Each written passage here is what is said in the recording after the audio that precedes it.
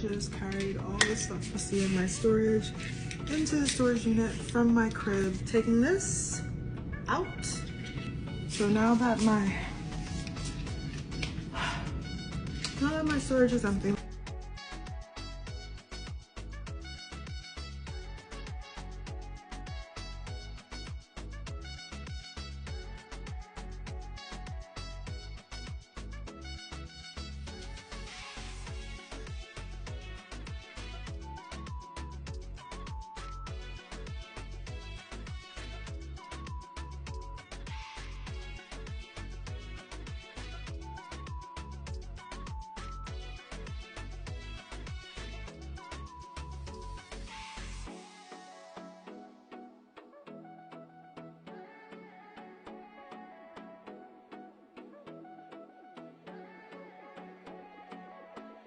Okay, y'all, I am done for today. The storage unit is about to close, so it closes at 9. I haven't gotten the 24-hour pass yet.